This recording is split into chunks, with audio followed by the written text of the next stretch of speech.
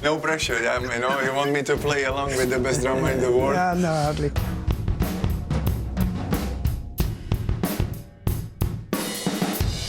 I don't know, maybe once I finish the career, if I have a chance and I will be good enough to have a band, then you never know, I will give it a go, maybe. Now, there's absolutely no way I would have been a footballer. I wanted to be in a band. I didn't want to lead a band. I didn't want to be a singer.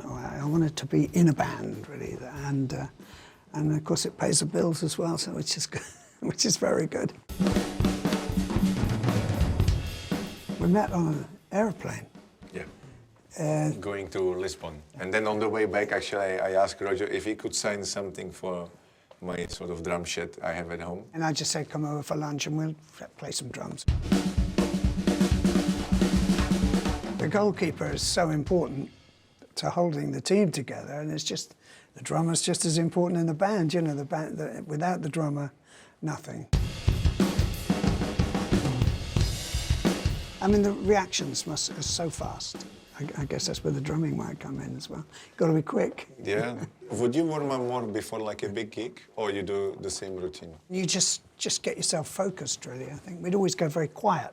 I don't know how you do it in soccer. I think in football is individual. You have some people listening to music, some people just talk to each other, but some people just disappear. Yeah, and you're not allowed to have 2 big scotches just before you go.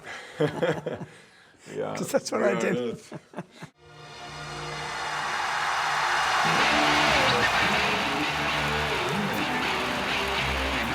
I guess Live Aid was a great day at Wembley Stadium, you know, and it is quite nerve-wracking because it was a difficult place. I imagine it must be difficult to play football there.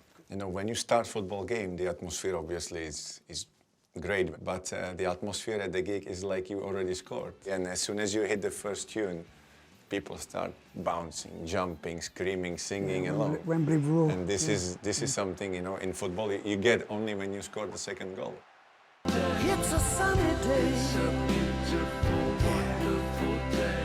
Oh yeah. It's taken years to make this album, Fun on Earth. Yeah, it's and I got all my old stuff coming out, and it's great actually. It feels like a reinvention. Roger played it for me, and I really liked it. And actually, my father-in-law took the CD of me, and he's actually a huge fan of Queen too.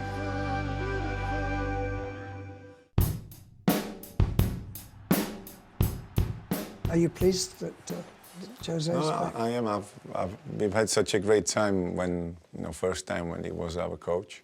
I would say he's a sort of part of the team, although he's a manager. So sometimes you would feel he's another player because you can sort of approach him like, okay, he's another player. I think most of the fans are delighted. Yeah, he's fantastic.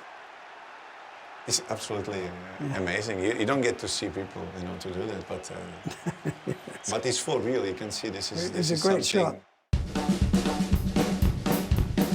Yeah, well, what are your best memories? You've got a lot of triumphs. I always remember the Bolton game when we won the title. Yeah. And everybody had been waiting 55 years for that, and this is an incredible moment. And obviously, the Champions League final is something. I have to say, I didn't enjoy it all. When you have a sort of scene in the movie where, you have the bullet flying towards somebody's head and everything sort of stops. Slow motion. This is the moment which you can either win or lose, and it doesn't happen all the time. So you have moments like that where even, it's absolutely extraordinary. What does it take to get to where you are in your career? I think it's the passion and the work. I always want to get better, so hopefully my drumming will prove that in a few years. You will.